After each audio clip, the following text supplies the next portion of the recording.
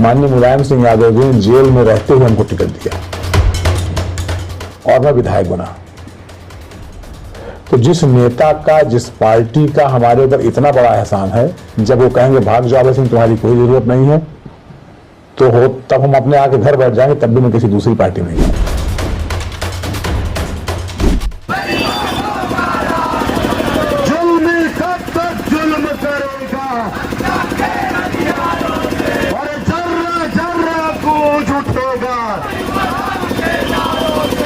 हम व्यापारियों की लड़ाई लड़ने निकले हैं,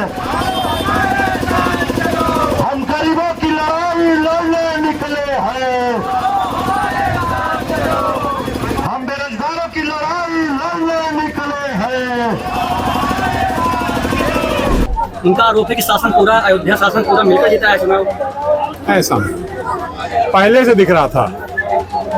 आप बताइए, महिलाएं हैं, देश की 50% आबादी है आज, हाँ है कि नहीं है? और पहली बार ऐसा हुआ है कि इनके अंगूठे से राशन मिल रहा है, इनके नाम से सरकार आवाज दे रही है, तो इनको भी अपने मालिक होने का अनुभव हो रहा नहीं हो रहा है। विधायक अभय सिंह के खिलाफ 14 साल पुराने मामले में बुधवार को लखनऊ हाई कोर्ट में सुनवाई हुई। हमारे भारत की राजनीति भी इतनी ज्यादा गंदी हो चुकी है और इतनी ज्यादा झूठी हो चुकी, मतलब पूरी बदनामी से भरपूर हो चुकी है, वो चाहे भाजपा और समाजवादी पार्टी कोई भी हो। आपसे बताया जाता है कि हम परिवारवाद नहीं करेंगे, हमारे यहाँ जो है गुंडों की पार्टी नहीं होगा, गुंडागर्दी नहीं होगा, बाहुबल नहीं चलेगा, ताकत नहीं चलेगी, चोरी नहीं चलेगा, कुछ नहीं चलेगा। लेकिन जिनके ऊपर इतने सारे आरोप लगते हैं वो बीजेपी ज्वाइन कर ले, अगले दिन वो साफ सुथरा बन जाएंगे। ऐसे ना जाने कितने भ्रष्टाचारी नेता हैं और बाहुबल गुंडे नेता हैं जो आजकल भाजपा में शामिल हो जाते तो एकदम साफ सुथरा हो जाते हैं। अब किसी का नाम ले लूंगा तो वो किसी विधायक या नेता का नाम ले लूंगा तो भाई साहब जितना उसके पास बाहुबल और ताकत है, गुंडा, ये सब मुझ पे उतार देगा। तो इसलिए मैं उस विधायक का नाम नहीं लूंगा। लेकिन आप समझिए कि भाजपा कहती है कि हम परिवारवाद, भ्रष्टाचार ये सब नहीं करेंगे, लेकिन आप आज के समय में देखेंगे तो परिवारवाद, गुंडागर्दी, जितने भी इस टाइप के बाहुबली विधायक हैं सब भाजपा में शामिल हो जाते हैं कुछ डर से कि कार्रवाई ना हो जाए, ये ईडी ना पहुंच जाए, सीबीआई ना पहुंच जाए, जांच ना बैठ जाए, इसके डर से भाजपा में शामिल हो जाते हैं। तो जब भाजपा में शामिल हो जाते हैं तो उनकी सारी गुंडागर्दी जो है सब कुछ माफ हो जाती है, उनको योगी मोदी जी का आशीर्वाद मिल जाता है, साफ सुथरे बन जाते हैं। चलिए अब हम बढ़ते हैं आगे। तो आज हम बात करेंगे अयोध्या जनपद की गोसाईगंज की सीट की। यहाँ से विधायक हैं अभय सिंह। अभय सिंह विधायक समाजवादी पार्टी से हैं, लेकिन आजकल ये मिल्कीपुर के लिए प्रचार कर रहे हैं। किसके लिए? भाजपा के लिए, चंद्रभान पासवान के लिए लगातार कैंपेनिंग कर रहे हैं। तो ऐसे में हम बात करेंगे आज अभय सिंह के बारे में, और अभी तक इनके ऊपर कार्रवाई क्यों नहीं हुई। वैसे तो बताया ही जाता है, नियम ये है कि जब तक आपके पास प्रूफ, आधार ना हो कि हाँ ये दूसरी पार्टी से मिले जुले हैं, इनके साथ वो है, ये है, दुनिया का मतलब इसमें दस्तावेज लगता है, तब जाके कोई कानूनी कार्रवाई हो सकती है। तो ऐसा शायद इसमें मिला नहीं है।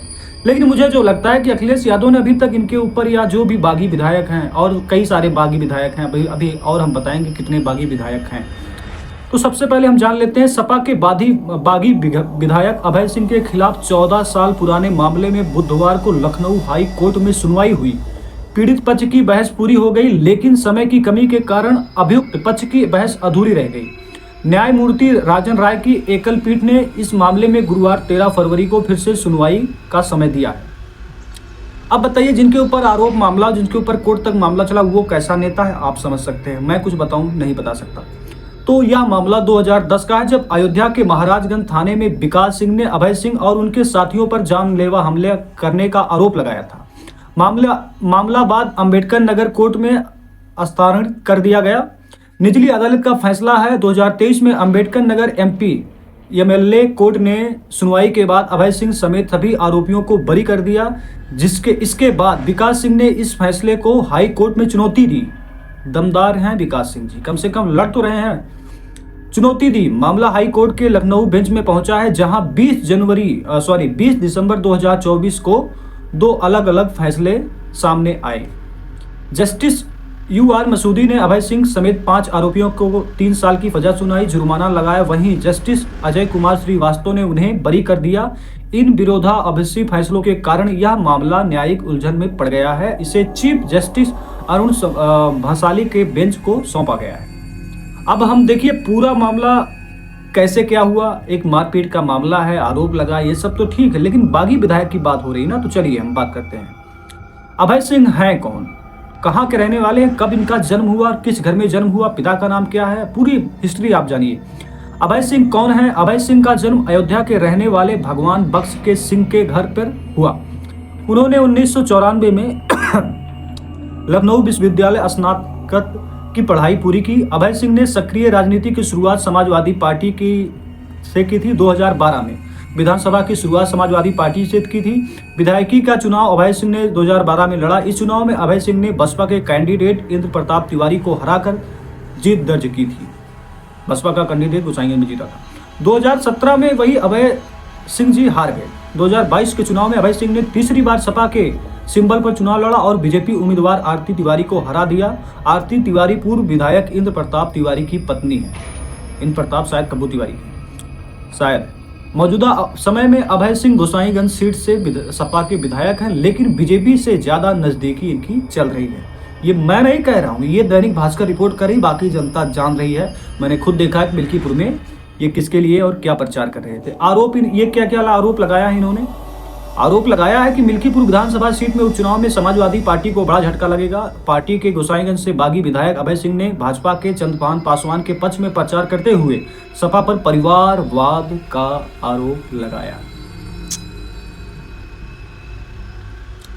मतलब बात वहीं आकर अटक गई जहां पहले शुरुआत किया था, परिवारवाद।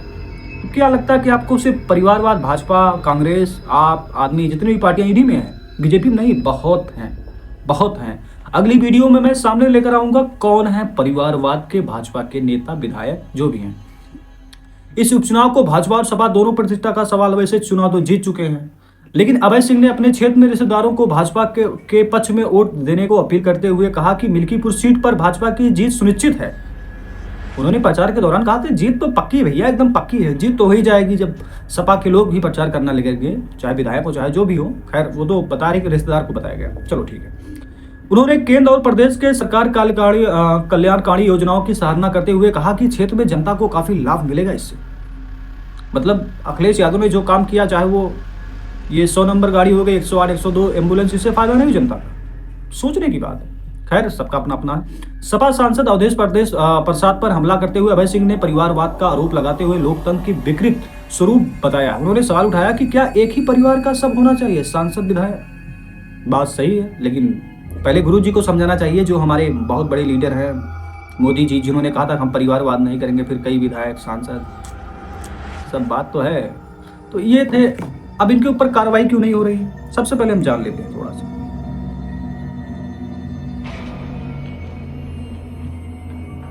सा। हम जान लेते हैं कि सपा के आखिर बागी विधायक हैं कौन। सपा के 7 विधायक बागी हैं। बागी इसमें है, इनमें विधायकों में ऊंचाहार से विधायक हैं मनोज पांडे, गोसाईगंज से विधायक हैं अभय सिंह, गौरीगंज से विधायक हैं राकेश प्रताप सिंह, और कालपी के विधायक हैं विनोद चतुर्वेदी, और चायल से विधायक हैं पूजा पाल, और जलालपुर से विधायक हैं राकेश पांडे, और बिसौली से विधायक हैं आशुतोष मौर्य।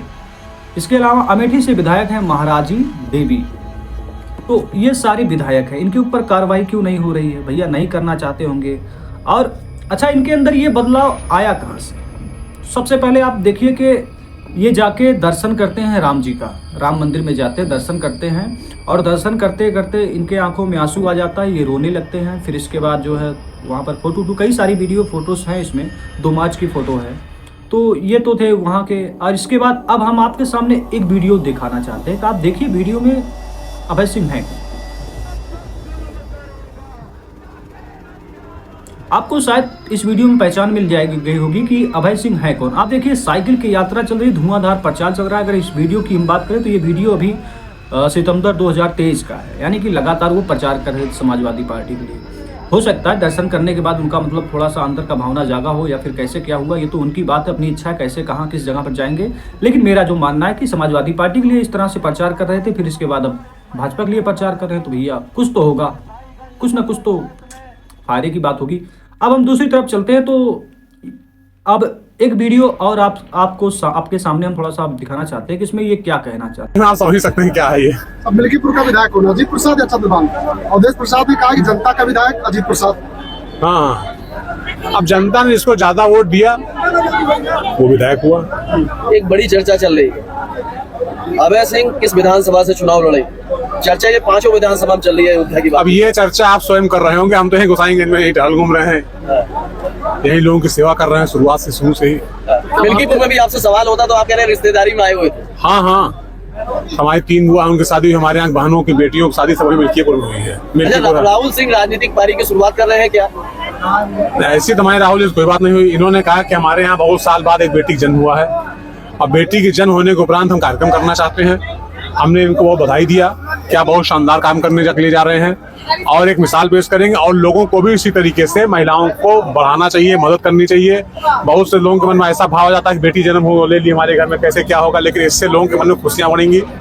जो समाज के मजबूत वर्ग होते हैं उनको देख करके लोग इंस्पायर होते हैं, प्रेरित होते हैं कि जब वो ऐसे कर रहे हैं तो हम भी बेटी खिलाने पे अपने परिवार में ऐसा करेंगे। बेटियों के लिए अच्छा समय है। 2027 विधानसभा चुनाव से पहले क्या पीडीए फेल होता हुआ दिखाई दे रहा है? देखिए, पीडीए कुछ है नहीं, 2 वर्गों का वो गठबंधन है जिसको पीडीए नाम दिया जाता है।